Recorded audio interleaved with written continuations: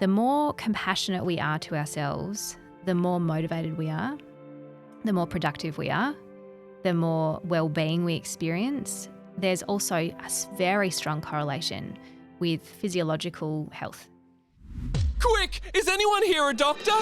Yes, her name is Dr. Emily, and she's a psychologist. Please welcome to the Imperfects, our very own psychologist!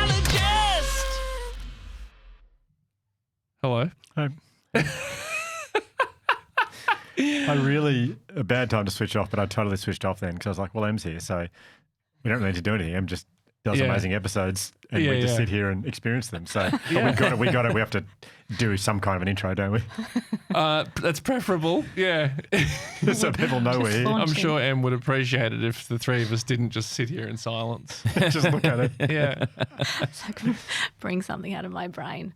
It's an exciting day whenever Dr. Em is in town in the studio. How are you, Em? I'm very good. Yes, I think you probably all tell I'm feeling quite joyous today. Yeah, Can this you- week in general. Now when you walked in with some baked goods. Yes. Can you give us some background on the food Yep. you brought in? This is a shout out to my mum, who's brought in the baked Pauline. goods to celebrate the podcast. The podcast. The podcast. No, as a shout out to you guys, and also because she loves me, I think, very much. Yep. Yeah, and loves she you has guys. to, though, doesn't Yeah, she? She does. Yeah. Yeah, unconditional. I might have told this story in the podcast before, but in 1999, Ball and cinema. Em and I are on a shift together, and I promise you this happened. Em can vouch for this. Oh, I know what you're going to say. Yeah. I said to Em out of nowhere, can I guess your parents' names? We didn't know each other that well then. And she went, all right. And I said, Jeff and Pauline. And she went, yes. What? I think I knew that. But You that knew is... that? I didn't know that. Oh, Isn't it? I think I'm just... I think I didn't know. I didn't know. that is... I mean, I'm going to have to... I think I'm just saying maybe I've heard that in case you've said it on the podcast before, and now I know people will say, yeah, you've already said that, and they'll sound like I'm forgetting it. I'm forgetting it. But I don't really remember I think you it's the saying most that. amazing thing that's ever happened in my life. It is shocking. What was it about What are the chances? Emily that projected Jeff and Pauline as parents? Yeah, I know. I will never know. I still think about it pretty often. How often? Most days. That's not true. It's concerning if that's true. Most days, you have so much on. The fact that you can squeeze in. I remember the time I didn't guess Jeff and Pauline. Anyway, Benji, jump in the car. Hey, Benji, have I ever told you about the time I... Yes, Dad. It's definitely the most amazing thing I've ever done in my life. But anyway, Yeah. Well done. Em, it's great to see you. Wow, the most amazing thing we've ever done in your life. Yeah. Guessing wow. someone's parents' names with no... What are Yeah. the chances of that? That is amazing. Let's just see, without wanting to, I'm thinking of a name. It's a male name. Yeah. What is it? Greg. No, close. Oh, Greg. Same group. Oh, is it Same Craig? group. Colin. Oh, okay. Yeah. Yeah. Anyway. You know there are name groups. You know, like Greg and Colin are like from the same world. Yeah, Names? true. Yeah, they are. You know, yeah. you wouldn't put like Greg and Hunter in the same group. Yeah, or you know? Chad. Or Chad. Yes. Yeah. But Yeah. Greg and Colin, it's like Alan, Greg, Colin, like they're all It would be like yeah. Hunter, like Jackson would be in Hunter. Yes, and, yes. Yeah, That's gotcha. so funny. My son's name's Hunter, and his cousin is Jackson. Well, Hugh's got to tell. I've done it again. I've done it again. I'll leave you guys to it. Oh my! I'm going to think about this some more. Benji. That is amazing. Jeez. There we go. And that is weird because I remember hearing a story about it. Janet Jackson playing Buck Hunter, the arcade game once. So incredible coincidence. Oh, God. Wow. Okay. It's really got to Dr. get M. myself together. So Dr. M, as people know when they listen, Yes. you've got a lot of fans now. But when you come on the podcast, you bring a topic or something you want to talk about based on a moment from a previous episode. Which episode do you want to look back and reflect on? Well, I would really love to talk about Brooke Blurton. Wonderful Brooke Blurton. Yeah. Yeah. Well, Brooke Blurton, just for people who don't, Yeah. most people know Brooke Blurton, but Brooke Blurton became known first probably for being on The Bachelor, Bachelorette, but she's also a social worker and has done so much incredible work separate to television. And she was on the podcast. And I feel like I need to add, she's not your girlfriend. Well, yeah. I mean, I don't think many people would even have any reason to think that, Hugh. But No, well, I think you're putting a lot of value on your post on Instagram. It's not like The whole world's talking. I reckon you got 1 or 2 messages and now it deserves a press conference. Well, I just feel like 2 people said it. Maybe a lot of people thought it. You and I went to the basketball. We got we're invite to Melbourne United. It was a wonderful time. And we were sat next to Brooke Blurton. Yeah. We didn't go with her. You were sitting next to her and we had a photo together. Yeah. And 2 people messaged me and said, I didn't know Ryan was dating Brooke Blurton. Well, can categorically say, am not. Okay. Good. Worthwhile. Glad we did that. Okay. Yeah. Should get that out to all the outlets now, actually. Yeah. Just release that to the necessary press. So I really wanted to highlight her episode in particular. And honestly, she really blew me away in lots of different facets of what she was talking about. But there's a particular clip towards the end of her episode that really highlighted to me the experience of self-compassion in particular. Yeah, her episode, I remember when we recorded that day, it was such a, like, it's that chat really stuck with all of us for quite a while after it. Yeah, I'll never forget. Yeah. And also I have to say that from a clinical therapeutic point of view, kind of listening to the way in which she spoke about her experience, you could hear that she was up really close to the feelings that we hear, but she just held it. To me, it sounded as though she held it in such a really compassionate and gentle way. And, certainly kind of having worked in trauma work before, that's not always the outcome. So I thought we could kind of explore a little bit more about the power of self-compassion. Brilliant. Yeah. Brilliant. Awesome. In an experience, like, you can never let it define you, or you can choose, a different path. And I always say to myself that in that time, back to that young girl, is I only did the best that I could with what I had. And that's enough. Like, that was more than enough. Like, I can't, like I said, I wouldn't change any of those experiences, even the really, really fucked up ones. Sorry, excuse my language, but Wow, it's even just hearing that again, it's fully taking me back to her whole story. Amazing. If you haven't heard the episode, what she's referencing there is, in a very short space of time, she lost her grandma, who she was very close to, then her mother shortly after that. And then at the wake, she was sexually assaulted. And from that point on, really was, I guess, fending for herself as a 12-year-old, 13-year-old. And I think, although she didn't say it in that clip, she didn't explicitly use kind of compassion, it felt really implicit to me in the words that she was using, that she could hold her little self really with a lot of compassion. Yep. Which I guess kind of brings me to understanding what self-compassion is. And I know that I've mentioned it like quite a lot probably in all of my episodes, but I thought it would be really useful to kind of get a much bigger handle on what this experience actually is and why it's really important. Yeah. Right. I'm sure you'll go into a lot more. Maybe you'll go from a different angle than what's first jumped into my mind. But I often think how when I look back at previous versions of myself, I judge myself according to what I know now, as opposed to the person I was back then, Yes, and absolutely. in extremely harsh standards. And I might have shared this before, but I had to look up videos of our childhood to send to when your Australian Story was being made last year here. Oh, yes. Yeah. Yeah, and it was videos of us. Would have been about 12 or 13 or something, and I was really nervous to look at them because I was kind of ashamed and embarrassed of who I might be. But then I just saw like a little kid, and I was forced to. It was a really cathartic thing of going like a very different circumstances, but a similar emotion to what Brooke was saying there. Like, oh yeah, you just did the best you could with what you had at the time. Yeah.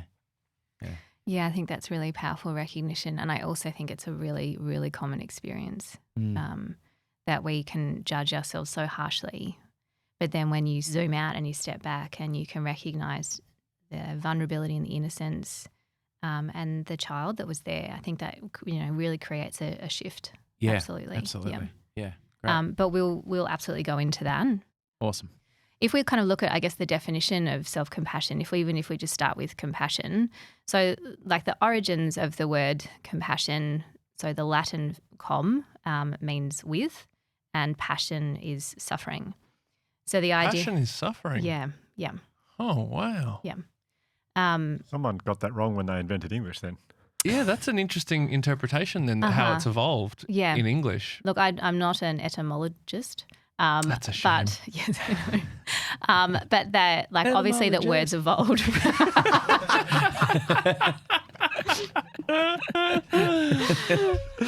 Yes, I'm not that, thankfully. But there is certainly kind of the Latin part of there that refers to suffering. And so if we take those two words, with suffering, compassion means, how we are with suffering. And self-compassion is how we are with ourselves, our internal experience. And there's so much research in this area, really. And there are kind of two, I guess, main streams of thought around self-compassion. One is from Paul Gilbert, and he's very well renowned in this area of self-compassion work. And he's one of the founders of compassion-focused therapy. So there's his stuff. And then there's also Kristen Neff and Christopher Germer, who developed and founded mindful self-compassion or mindfulness self-compassion. And both of their works are highly influential really in this particular field of, in essence, holding a sense of care and concern for ourselves in combination with a desire to alleviate suffering. Yeah. And it's in that way, in some regards, that it differentiates it from empathy. So if we look at empathy is feeling someone else's feelings almost, or being in someone else's shoes. And compassion, having compassion for someone else, is recognizing their suffering coupled with a desire to alleviate it. So it's quite, in some ways, there's a different tone. So compassion's almost more active. Yes. Yeah. Yeah, which is so interesting because in a lot of ways there is like this, there's some misnomers around compassion being inactive and passive. Which is actually genuinely not the case. Interesting. And what's so interesting about that distinction there is that the research suggests that holding compassion for others and being self-compassionate is more buffering against burnout than empathy. Wow. Yeah. And this is not to say that empathy does not, of course, have like a very important element in our lives. Change Gem. I know. Guys, quickly change. I mean, it's absolutely vital, in terms of living a healthy life. But there is an element there of fatigue and burnout because we're being exposed to the suffering there without, like in the sense of self-compassion, the absence of a desire to take action to alleviate it. There's I'm going to reference it's pretty stupid, but I'm going to reference a book I haven't read. Good. Wow. Yeah. But I have heard him speak on it a couple of times. The Resilience Project.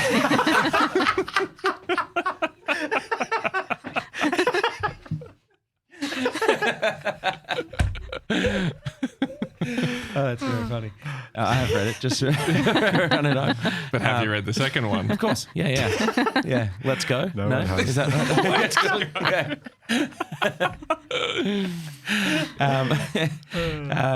I've heard him speak on it a few times.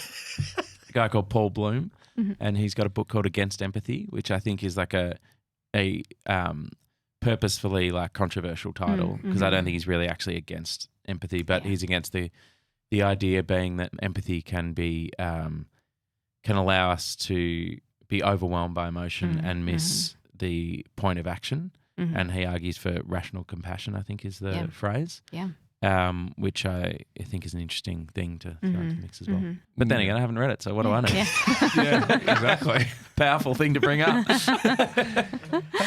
So what I might do is I might kind of stick with the mindful self-compassion approach to understanding self-compassion because I think it provides us with a really tangible way of working with it. And Kristen Neff defines there being 3 aspects to self-compassion. And the first is mindfulness. So mindfulness is required. So this kind of capacity to attend to what's here, To be aware. notice that I'm suffering. Yep. And I'll tell you why this is really important.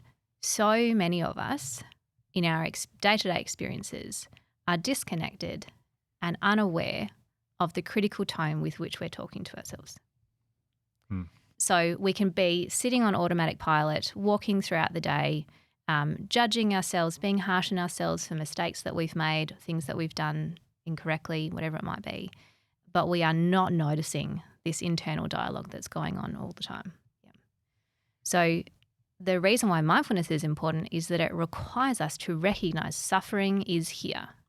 So that's the first part. We have to recognize that suffering is here before we can offer ourselves anything else. The other component of mindfulness in there is an acceptance of the feelings that are here.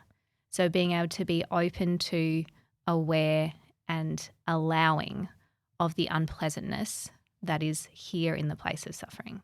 And that the acceptance of the feelings feels like very different than what often we do, which is getting annoyed about the feelings. 100%. Yeah. That's a struggle against. It's a non-acceptance, absolutely. Because no one likes pain. It makes so much intuitive sense. We have a huge aversion to discomfort.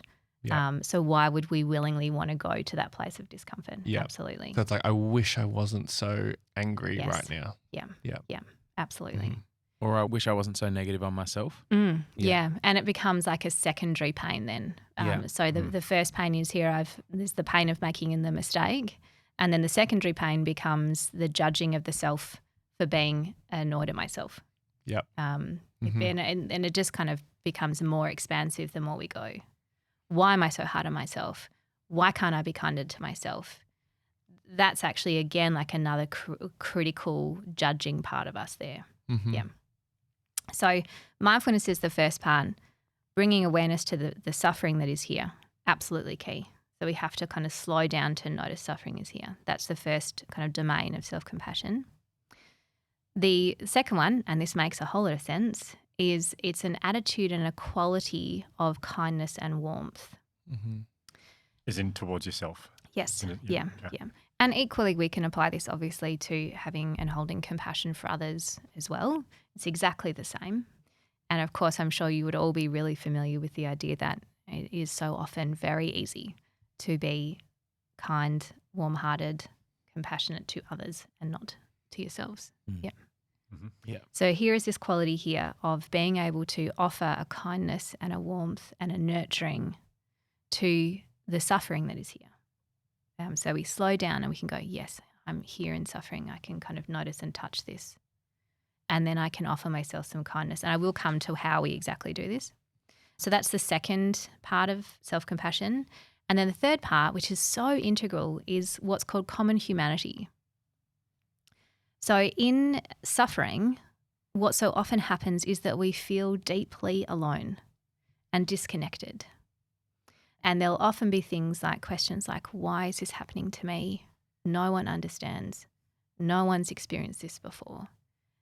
I am so deeply alone in this. And that brings up so much grief and so much heartache. The reason, therefore, that common humanity is such an important domain in self-compassion is that suffering is universal.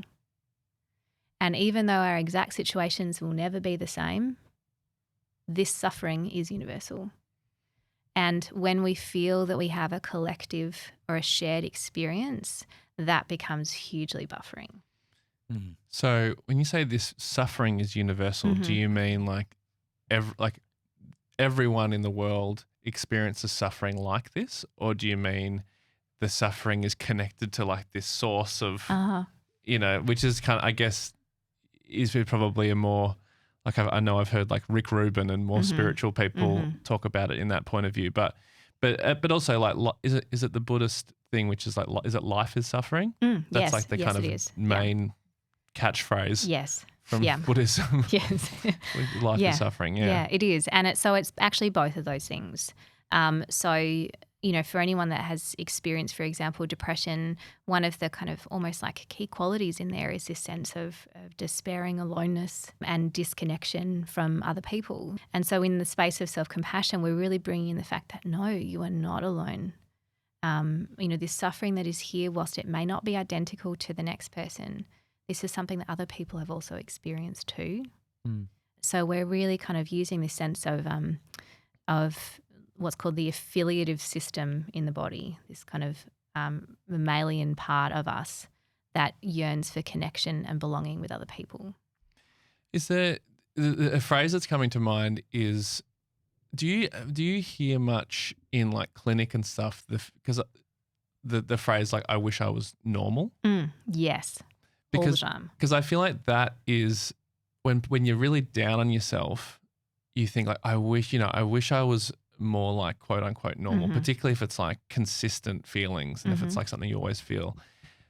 But when you kind of potentially when you step out of that negative state and you're in a better mood, you can kind of see more objectively that like, oh, well, probably not, there is no normal. But it's very hard to I find it's very hard to have that objectivity when you're in the depths of. Absolutely. Yeah. It feels very lonely, and often it can be associated too with like a feeling of self-pity, and self-pity is actually very different from self-compassion. And I also really want to emphasize that this is not intentional. We don't kind of intentionally move into feeling sorry for ourselves. This is really an indicator of the deep pain that's here. But that pity comes with this question like, why me? This is so unfair. Why is this happening to me? And that quality feels very lonely. Whereas self-compassion will be like, oh, this is so hard. This is so hard, and this is part of me being a human in this world. It's really tricky and very hard work, I've got to be honest. Yeah, it took me I think this internal dialogue is something that I spent the vast majority of my going to a psychologist to work on. It took about 6 years, 7 years, and it's still there. But early on, this is sort of for that first step. You're talking about the noticing and mindfulness. I feel like this activity could be very confronting for some people, but something that I did was advised to do was to just write down that voice. Like, just don't do it much because it's pretty confronting, but just start to write down what you're saying to yourself. When you see it written on a piece of paper, it's pretty alarming. Like the things that you'd be willing to say to yourself inside your head. And that was the first step for me of actually noticing how bad it was, because I hadn't, when you've been doing it for so long, you, as you said, you don't notice, and you just think this is the normal way a brain works. To the point where I guess a question for you is that I get a little glimpse of it now, every now and then, but are there actually people that go around walking around who don't have that voice, who are able to, who are in a constant state of self-compassion, or like? I think that if you were to ask Buddhist monks, then that would be. But equally, I mean, like, again, if you were to ask them, and I've certainly kind of listened to interviews with, with quite a few, is that yes, like they have a normal human mind, and the human mind is a meaning-making machine. And so those thoughts will pass through potentially, but it's the way they relate to them that is very different. So if we look at the function of self-criticism, of course, and I mention this in so many different ways, but it's part of our evolutionary history. We are primed to pay attention to threat.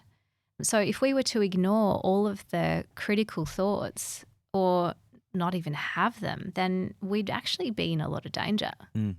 So, I mean, this is just my opinion about that question, Josh, but I think it would be almost impossible not to have critical thoughts from time to time, but it depends upon how we relate to them when they come up. Yeah. Absolutely. But I wonder, kind of even staying with that, about why is it that we're really harsh on ourselves in response to making a mistake? And I mentioned this a little while ago when I did an episode on the inner critic. And so obviously you can go back and have a listen to that as well. Do you guys have a sense of the function? The function? What do you mean? The function of the inner critic, of why we criticize ourselves. I have a very strong theory on it, and it's probably wrong, but just my instinct on it is that it's developed. I don't think many people have it when they're very young. I feel like it's something you develop as you get older. And what I feel like, having spent 15 years visiting schools, is the more time you spend in school, the louder it gets, because I think you're trying so hard to be attuned to what everyone else thinks of you so that you can fit in. And I think depending on how, this is my even more specific theory, depending on how kind your year level is or the people in your circle, that can determine how loud that voice is, because you need to, you're so finely attuned, or I want to belong here, so what are people going to think of me? What are people going to say about me? And I think you often can mimic the way you hear people in your year level or friendship group talk about other people. If it's really harsh and really mean, you just think, well, that could be me. And so your brain starts copying that language. I had, in my experience, in my year level, the kindest year level and the most beautiful experience at school. I obviously have negative thoughts about myself, but I deal with them in a very healthy way. And I feel like it's because I never was worried about what people were saying about me at school. I never had that experience of, I don't want to stuff up here because I'll be teased or I'll be bullied, or I just didn't have that. And I can't speak for everyone in my year level at school, but for me and definitely my friendship group, that was the case. And I feel like all my friends from my year at school have a very healthy relationship with that inner critic. And I just, that's always, I think about it a lot, and that's my theory on it anyway. I think in the case of someone like Ryan, it's an extremely useful thing to be for Ryan to be as creatively, and I'll say it I hope this doesn't make you feel awkward, but one of the most brilliant creative people I've ever been around. That's fine. Yeah. I can wear that. Yeah. I think it would be impossible to be that good without having a really strong critic in there that can critique ideas and work, but it has to be done in a compassionate way, I guess. Well, I think that's very kind, Josh, but I think that how it actually often I think materializes for me is my inner critic is so loud, and particularly when I'm making things that I really care about, because I align my whole identity with the work, often with the work that I'm doing. And so if I'm so fearful that if I make something and put it out there that's bad, people think that I'm bad. And I've just realized what I think I often do is, if my inner critic is so loud that I can't silence it on my own, it gets too hard to change how I feel about myself. So instead I focus on what other people think of me, trying to make other people think that I'm good, as opposed to me believing that I'm good without that. It's like I need other people's approval often so that my inner critic can be convinced. And then my inner critic goes like, okay, I guess they would know. That's so interesting. So the two things that I really wanted to pick up on, first of all, Hugh, in your example, the thing that struck me about that was safety. And so in environments where we feel safe, then our inner critic can have a rest. It's not on guard, it's not watching. So in safety, we can be more kind to ourselves. In safe environments at home, we can be open to new experiences. We might even encounter failure in a different way when we're coming from a foundation of safety and security. So that's kind of what struck me when you were talking about that example. Can I mention a reason why I thought I felt like it was useful, and I had real, rejection or resisting to turning off the inner critic. For a lot of my life where I've been very critical, the one thing that I wasn't critical about was that I felt like I was quite, and people had always told me that I'm quite had reasonably high, sort of social and emotional intelligence. I feel like I can read a room and read people pretty well, and social interactions. But I thought, if I switch off, part of that is my critic. And if I switch that off, I'll just start offending people, and I'll start, and I'll lose an aspect of myself that I actually quite like. It's like a filter or something. Yeah, or my ability to, just interact with the world. But so that was always a thing that I felt it had utility, and I resisted turning it off, because if I turn it off, then I'll never Yeah. What would happen? No, what would happen? Yeah, Like I'll just be. Do you have a sense of what would happen? Well, yeah. I mean, it's a fear of like, oh God, if I don't replay that social interaction, I won't know if I've offended people or gone too far or not done enough, or like all those things that the critic was saying. So I could just be, people might start hating me and disliking me, and I'll lose friends, and people won't want to be around me. But it's actually extremely freeing to kind of walk away and go, well, doesn't really matter. You did your best, and people don't think about you that much anyway. I'd be interested, like Hugh, because I relate to like artists and more creative, and not that you're not creative, but I'm just thinking with athletics, with like sporting, because you're so focused on sport, on running, and I'm curious, if you got a PB, is it more meaningful if other people know you got a PB? No. It doesn't matter. No. Yeah. It's just, you're just, No. and if you miss out on it, if you have a bad day, are you really down on yourself? Yeah. But not so down on myself, just, how do I describe it? Like a bad day training, I mean, or a bad day running. Oh, I had a race at the end of last season where I ran so slowly and it just took over my everything. I wasn't down on myself. I was just like, I cannot let this happen again. I have to train so much harder. This cannot happen again. That is an awful feeling, being that slow. Because other people are watching, or just because for yourself? No, I just knew. No one really knew. I don't think no one watches. No one watches my races or cares. Except for one guy who we met after our live show who watches every race apparently. Yeah. No, it's personal. It's like, so for me, it's a thing about, it's a great feeling at age 43 to be getting better at something physical. Yeah. It's just an incredible feeling to be improving. And then when you have something that, it's probably linked to identity and not wanting to feel like I'm getting older. And I guess though that also, but there would be, because I was just thinking while Josh, you were talking, which is that I'm pretty positive that I will produce better work if I know people are going to see it because of the pressure of the judgment. Do you think that's the same for running? You'll run faster? No. Oh, you'll run faster if it's like at a big meet with lots of people? Yeah, probably. I think that's more about adrenaline though, not so much wanting people to see. Like my quickest time this season was at Zatopek where there was like 5,000 people there. Yeah. That was adrenaline. That was like this crazy thing of like running through a beer tunnel and like having people screaming and yelling. I just felt like an elite athlete. It was amazing. So I got excited, but it definitely wasn't about, I need to show everyone here how fast I can run. It was just the adrenaline of. God, I find that shocking. I think like, sorry, you go, Josh. Oh no, I'm worried I'm taking it on too much of a tangent. But on the critic, the knowing that other people are going to watch it, making your work better,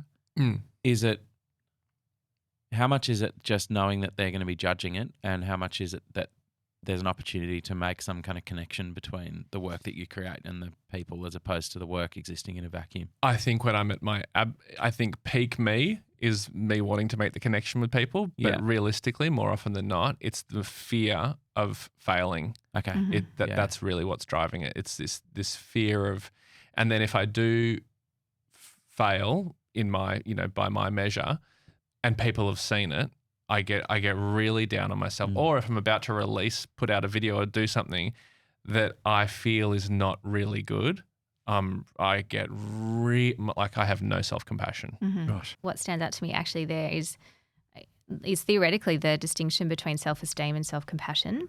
And like for a very long time, self-esteem was considered like the marker of well-being. And in fact, like even in my research, like 15 years ago, self-esteem was the tool that was measuring certain things. And I think we've actually moved quite away from that, because self-esteem is in essence an assessment of our worth based upon like external markers. So for example, it's far more contingent upon the perception of positive qualities and achievement that are obvious to other people.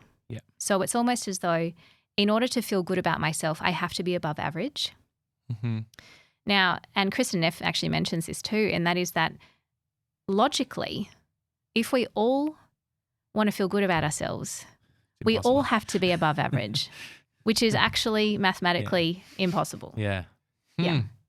So self-esteem really is around like these positive, like what I see as my positive attributes, my sense of self-worth based upon how other people evaluate me. But self-compassion is not contingent on any achievement. Self-compassion is entirely about offering kindness, care, warmth, and action to alleviate this, regardless of what it is that I'm doing in those moments. Fascinating. It also feels like self-esteem is framing from a deficit point of view, and self-compassion is from what's the opposite of deficit? Opposite? Yeah. The opposite Abundance? of deficit. The opposite. I don't know. Yeah, but it feels like self-esteem for me when you were saying it, I'd be like, well, do I have like a house, like a good house or a car, or a good job? I could go, no, I've got all these things. Things are good, which is kind of like framing of what don't I have as well. Whereas self-compassion is kind of like, well, at least I've got this. I did my best. It's a much more soothing and positive way of looking at yourself. Yeah, it is. And it's not being unrealistic either. It's not about toxic positivity. Self-compassion is really nothing to do with that at all. But it's really around recognizing the suffering, being kind about how hard this feels, and then, like I said before, kind of making steps towards some kind of action to alleviate this. Yeah.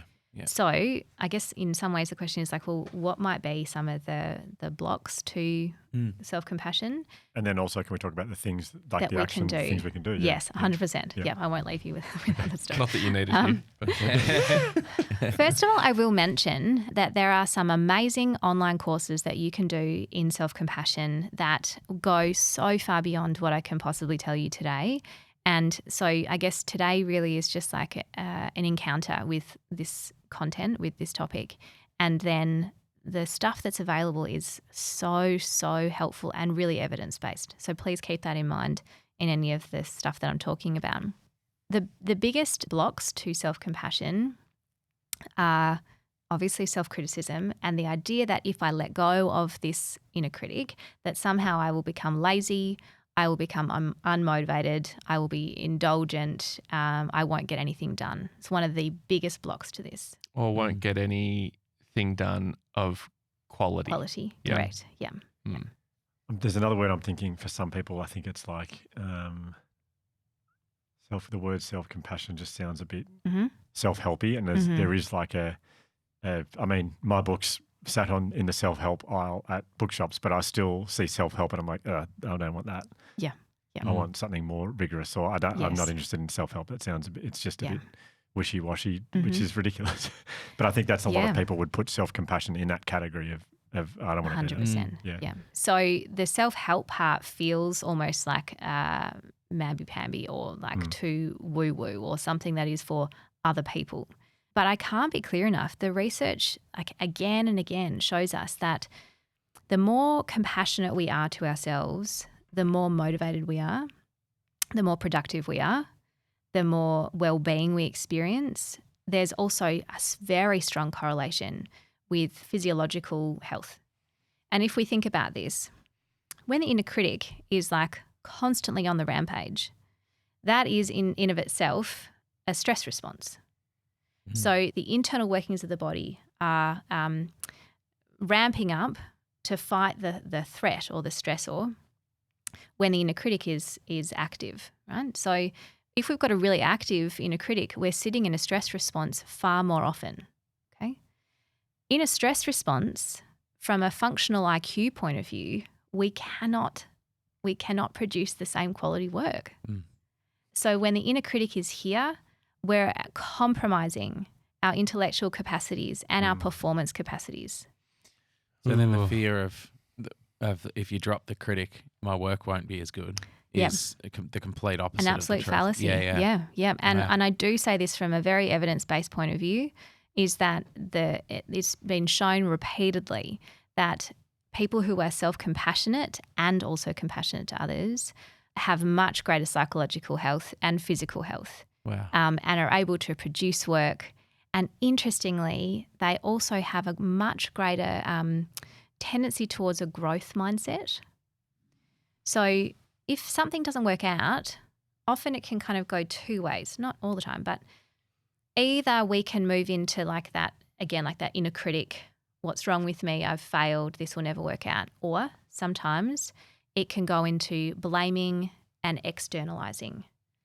That's not my fault. That's their fault. They cut me off.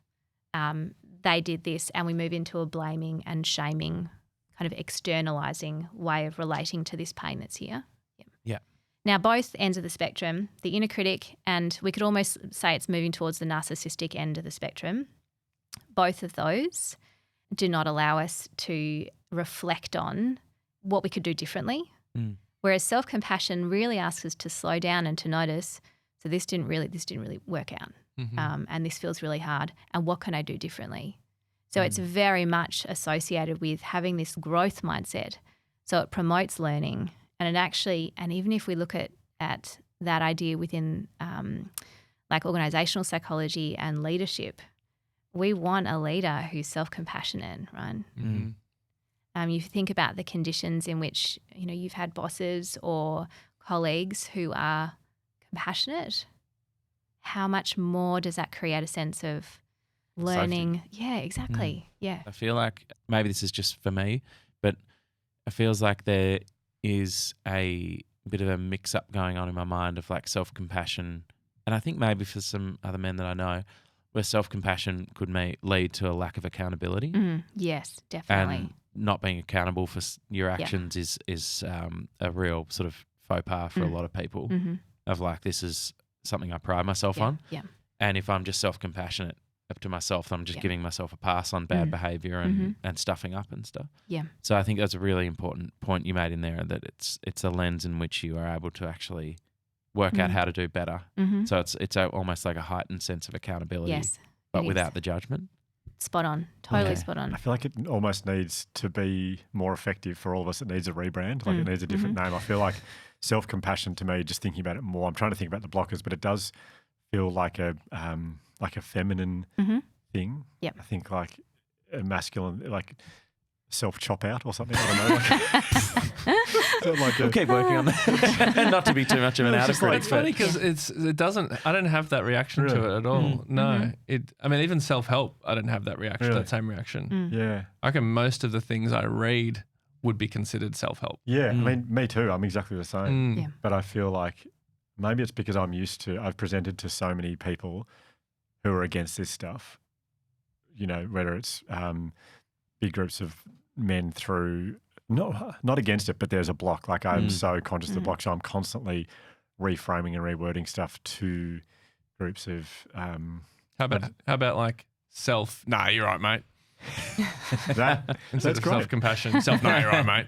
That's actually pretty good. That's good. No, the reason I said chop out before is I'm so used to men going, nah, thanks for the chop out. That was a good chop out. I just say that all the time. Yeah. So that's what I was thinking of self chop out. Yeah. That's really interesting. In fact, Kristen Neff has a relatively new book called Fierce Compassion. And in this, she's actually really highlighting that there are actually two dimensions to self-compassion. And the first is a tenderness. And that's probably what we think about most often when we're thinking of self-compassion, is like this nurturing, warm, kind-hearted acceptance of this suffering that's here. And that's almost like you can see like the parent soothing a child, for example, would be like this tender part of self-compassion. But then she also mentions like that there is this fierce self-compassion in here that is absolutely an integral part of being compassionate towards ourselves. And that is like the mama bear that is protecting her cubs. So she's not nurturing them in that moment in a tender way, she's protecting them. And so self-compassion is, as one of my favorite authors likes to say, Rick Hansen, it's being on your own side. So when I'm on my own side, how do I show up for myself? And it might be, an example could be, today I'm finding it really hard to exercise. And exercise might be something that is kind of important for me, for example. I'm finding it really hard. I'm noticing that there's a lot of discomfort here. And so I recognize it's here and I can notice and name it. And then I say to myself, Emily, this feels really important for you to get out and do it. So it's almost this tone here of action taking. Like your coach. Your Yes. coach is talking to And you. I'm not saying it in a punitive coach way. Yeah. I'm saying this in this would be really good for you to do. So it's almost like really kind of encouraging in like a no, this is how we're going to do it. Wow. It also has great applicability in any instances where you might need to stand up for yourself. So the fierce compassion comes in, I'm protecting myself here. And I'm going to stand up for what is important to me. Because I'm on my team. Exactly. Yeah. I'm on my own side. Yeah. And if you think about what does it mean to be on someone's side, it means to stand up for them. Yeah. Yep, defend them. Yes. And so for me, like even as I'm talking, kind of noticing like it brings a different energy into the body, right? And even so often when we would talk about self-compassion, we might have ideas and actions like placing the hand on the heart to offer kindness to what's here and a kind of gentle touch. With a fierce self-compassion, as Kristen Neff describes, it's like placing a fist on the heart and going, this is what I believe in and this is what I'm standing up for and this is taking good care of myself. And I feel like that's quite like maybe like a little bit of an inroad into noticing that compassion is not just complacency or letting ourselves off the hook. Really good. I think it also occurs to me that anyone who I'm thinking of like people I know in my life, one in particular who's like the most, if you were to like draw and design like the most masculine kind of person. I can hear you.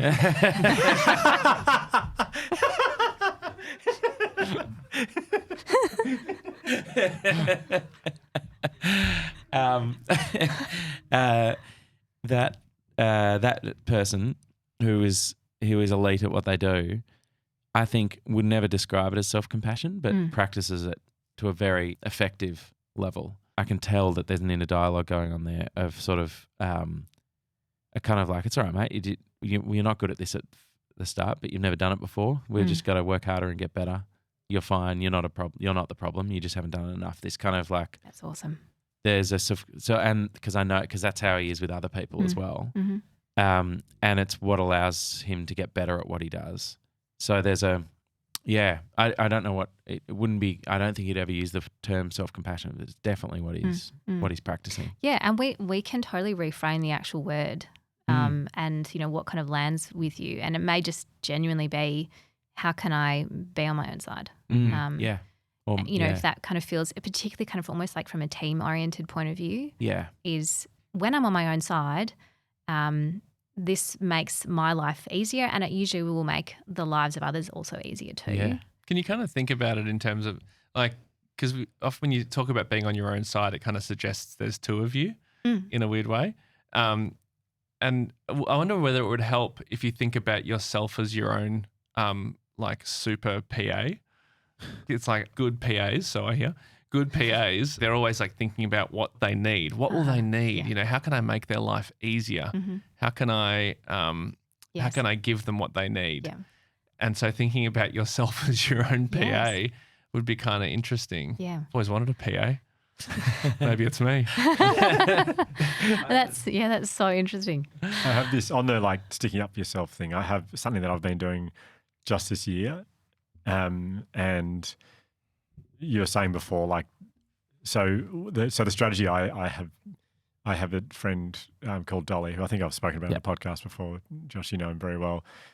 There's no one on my side more than Dolly is. He's so on my team in every situation. I could burn his house down and he'd go, that's right, you obviously wanted a big fire, that's fine. I get it, that's fine. Wow. He's so supportive of me. Yeah. And I often think, what would he say in this situation? And I just copy what he would say. So for me, a lot of the time, it's like saying no to stuff. That's my big, like standing up for myself. Yeah. And I think if I was explaining the situation to Dolly about why I don't want to do it, and what he would say, and I just copy word for word what he would say, because it's so loving and supportive. Yeah. And I just copy what Dolly would say. That's cool. And would you say that he is also genuinely a compassionate person to most people? Yeah. Yeah. And when you think unless they're mean to me. Yeah. Well, that's the fierce compassion, right? Yeah. Oh, yeah. And when you think about him, it sounds like you admire him. Yes, so much. It sounds like you don't think that he's complacent or lazy or indulgent. Just knowing who he is. No. Yeah.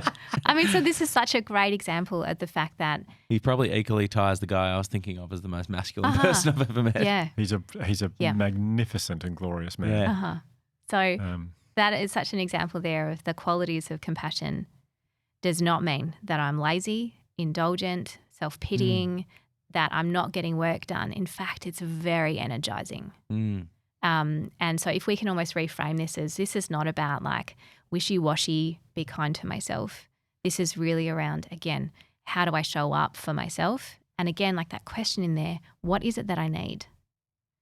And so even if you think about as a little kid, when you're suffering, when you're having trouble, there are different elements there in which we can offer kind of a sense of nurturing and also then what is it that they need? So it's kind of that combination there. So I see you, I hear you're in pain, and then we can offer a way of nurturing that and that child through that difficulty. Yeah. Mm-hmm.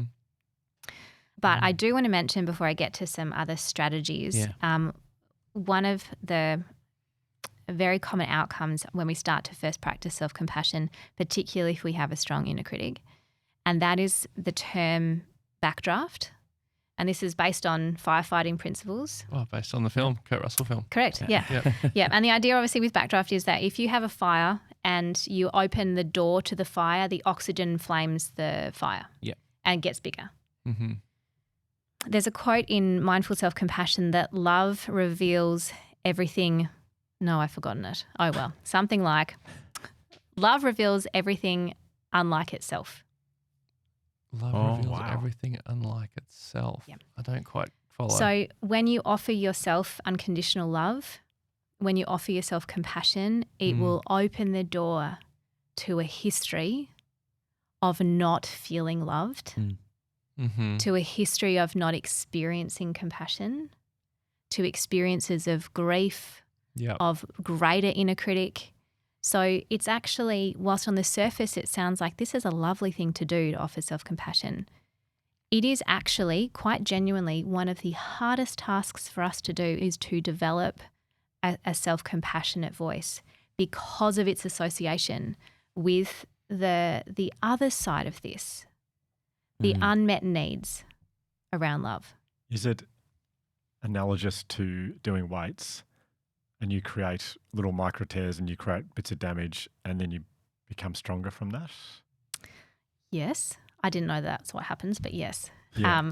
Yes, it is. And it's also like using that as an example. So you go to the gym, maybe for the first time, you haven't gone for a very long time and you do weights and it feels very painful. And you're like, this is too much. I can't do this. Sometimes. Yes, I'm not going to do this again. That's all, like in some ways we could use that as an example. So when you first start practicing self-compassion, it's going to trigger. It's going to trigger. It's going to trigger quite possibly a whole host of very painful feelings. And so, and this is why, to be honest, I really encourage, particularly if there's any kind of trauma history or, significant mental health challenges, is that this really be done gently with a therapist, for example. It would be really remiss of me not to mention this because the grief that can show up when we start to uncover the way in which we've been talking to ourselves, the way in which other people have spoken to us in the past can feel extremely overwhelming. So you mentioned before that there are courses you can do. Those online courses, did they go into this? Absolutely, Okay. Yeah. So the idea of backdraft is certainly articulated by Kristen Neff, and she's the person that runs these groups. So it's certainly a very well-known aspect of self-compassion, and it's also why we need to be really gentle with ourselves when we start kind of turning the mind towards this. I imagine, and the analogy in my mind is linked to this inner critic and my realization, we probably talked about this on the inner critic episode, but that the inner critic was trying to protect me. And it was sort of taking on a lot of stuff to protect me. And so if I'm dismantling that inner critic, it's like a floodgate of like it's all sitting behind that wall and I don't actually know what it is. So when that's gone, it's just going to, And there's also some interesting research that this is like the very nerdy, if anyone's interested in this. There was an amazing review article done by Paul Gilbert that just came out in April, and it's a review of all the self-compassion research over the last kind of 20, 30 A years. meta study? It was not, actually. okay. It was a review. Okay. Yeah. You But said nice, review. I I should know. have just taken it. Yep. That's very nuanced.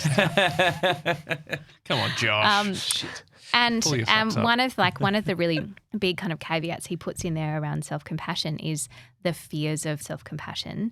And for a certain group of people, that exposure to kindness, whether from themselves or from others, actually triggers the threat system. Triggers the threat system. So it's not what you expect. And I'll give you an example. When I first started practicing as a psychologist, very much coming from this like empathic, nurturing a kind of approach, and there was a very strong sense for me in my very early career that if I could be really kind to a client, that this kindness in of itself and this compassion in of itself could be healing in some way. Quite a really very kind of naive approach to therapy. And it kind of took me a little while to recognize that for some people, experiencing kindness from other people feels extremely uncomfortable and actually activates more of a vigilance. Why is this person being kind to me? And for people that have experienced trauma, there may even be very strong similarities between someone who's being kind and that person then being a perpetrator. So even if you were to look at, for example, like the grooming process, the kindness, the attention, the idolizing of a child, for example, how do I trust this person's niceness is safe? Oh, So it's like niceness is actually unsafe. that's heartbreaking. Yeah. So this is why it is, on the surface, self-compassion looks easy. It's really challenging. It's really challenging. I have an example of, regrettably, I started to laugh when you were starting to that because I had this example that just popped in my head and I didn't realize it was going to get that dark. And it relates to you and me, Ryan, over the last few days we've been sending like video. Oh, it was actually me and Jam have been sending video messages, but you've been in the video messages. And I sent one. And then you guys responded in the morning with like just applause, which it was like, the best possible response you could have gotten. I was riding to work thinking about it, really happy. And I noticed that I've changed in that I reckon if that happened 3 years ago, maybe a little bit longer, but roughly then, the first thing that would have jumped into my mind from your kindness, like incredibly kind, like video message of you guys clapping, would have been that Jam and Ryan didn't actually think what I did was good, but they knew that I would want them to think that it was good. So they were humouring me by sending me a video of them clapping just to make me feel better. But it was actually still a shit video that I sent through. So it would have reinforced that. It would have doubled the critic in my mind. But I was able to just enjoy it the other day, and it felt like a really, really happy moment for me to be able to interact like that and just take it at face value. It was like, oh, they enjoyed what I did and they're showing, and it was a nice connecting thing and I loved it. Well, that your video was superb. Thank you. Incredibly crafted. But I guess that is sort of the beauty of video and audio messages is that you can convey true tone in a way which is, I think, quite authentic. But what I'm saying is that I reckon if my inner critic was more, which is absolutely true, but if my critic was what I was a few years ago, it wouldn't have mattered how genuine your video was. I still would have seen that kindness that you showed by expressing your like appreciation of what I did. It still would have triggered the inner critic to double its strength and criticize me even more. I would have turned that into a negative. Yeah. So, like, how often are you guys like sending each other messages? Well, it's actually not me. Me and Jam, actually. It's Josh and Jam. Yeah. It's a debate they're having between. It's an ongoing debate. Yeah. The milk versus dark chocolate. Yeah. Oh. Yeah. I could be part of that. I don't know. Anyway. Yeah, you could. I don't know. I feel like you'd be bringing carob into the conversation. And that's something me and Jam can both agree on, I think. Yeah, that's not going to go down well. Fair enough. Yes. So what do we do? What are the, Yes, like, how do exactly. we, Yes. Good question. So really upfront acknowledging that if there are very strong struggles here, I'm going to absolutely actively encourage you to seek help where you can, and to really do this alongside someone else. Particularly if in any of the work that we do here that you find it's really activating a lot of stuff, a lot of discomfort, then it tells me that it's important, first of all. If you're noticing discomfort, it tells me that this is really a place to look at for a start. Yeah, and so I just on that, my psychologist and I have started working on something that I have to work through, and it's very obvious to me I can't do it by myself. Like I can't, it's too hard. Yeah. And so I'm seeing her a lot now for the rest of the year when we've got this one thing we're going to work on. And it's like, yeah, there's no shame in not being able to do something, but you can listen to this podcast and understand it academically and intellectually, everything we're saying. But there's no shame in going, but I'm not in a place to do this by myself. Yes. And I need help. Is I this about wholeheartedly agree. Is this about you weaning off your Crocs? Not on today. Not on today. It's working. It's That's working.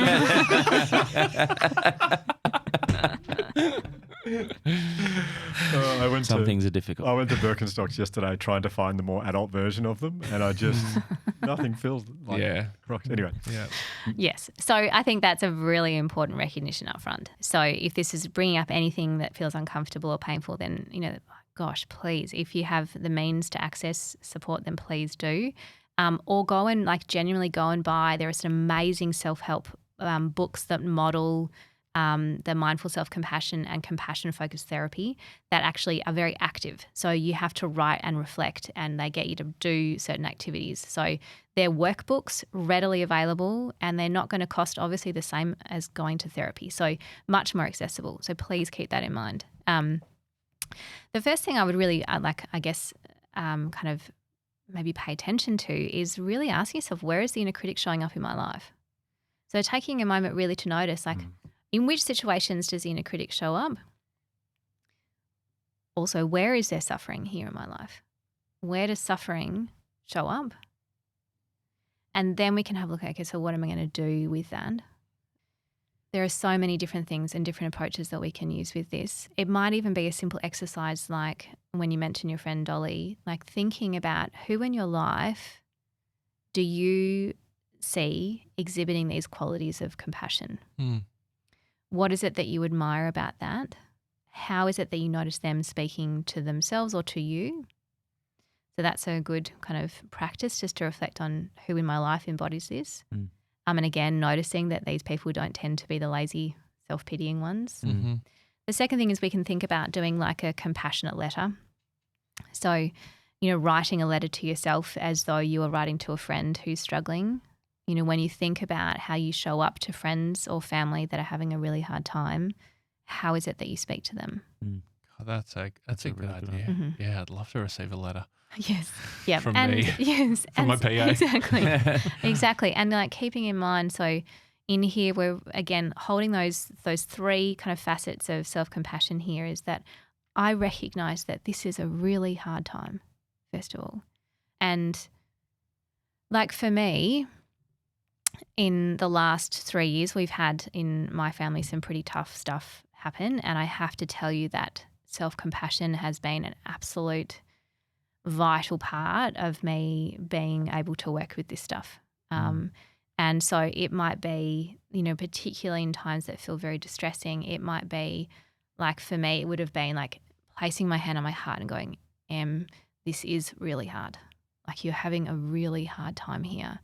And I'm here for you in this. So it's slowing down enough, recognizing what is here, and I'm here for you. And then we can even, this might sound a bit woo-woo, it's certainly really, really helpful in my experience, is to how you hold yourself gently. So this might feel a little bit too activating for some people, and please tread carefully with this. I like to sometimes use the image of the hands as being particularly important. So these hands here are the hands that have cared for other people. These are the hands that have carried my babies. These are the hands that have hugged other people when they're suffering. And these are the hands here that I've had since I was a baby. And these are the hands here that can offer me a gentle, nurturing response to the grief, to the suffering and the pain that's here. I feel like people should know your hands are on your heart then when you're saying that. Yeah. That is, it's important. It's also very hard. And it might bring up a lot of stuff when we do things like that. But that for me, that embodies a compassionate action. And then the question is, okay, Em, what do you need right now? What would be helpful in this moment?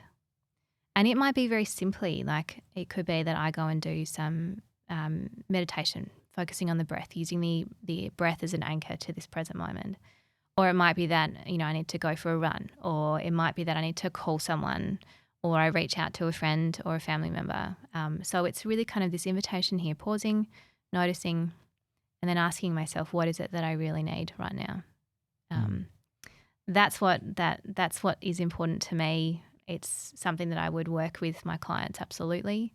But it is hard, and it is, really truly recognizing the suffering that we all experience. Yep.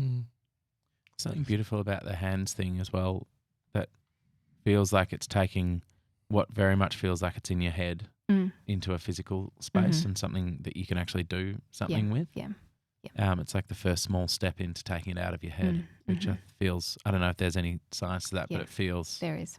Yeah, it feels like a good idea. Yeah. I could go on, but that was just. I felt like giving a standing ovation. That was really beautiful. Yeah, really beautiful. Yeah. I guess all of the things you've mentioned we'll link to in the show notes if people want. And everything that you've mentioned, every word linked to the dictionary meaning, everything. And the books that I haven't read. The books, yes, particularly Definitely. the library of books that Josh has not yet read. Get a photo of Dolly in there as well. Just so you can look at Dolly. Yeah, that's important. Maybe him saying something kind. Yes. A video of him. Yes, definitely. Yeah. Dr. Am, that was sensational. Yeah. Sensational. Oh. Thank you so It much. really Thank you. was. Thank It you. really It's was. a real pleasure. It's one of my favourite things. Awesome. Unbelievable. Brilliant. Thank you for having me. Thanks, Em. Just let that sink in, everyone. Yeah. There were so many moments in that where that was very special, Em. Thank you for that. It's a pleasure.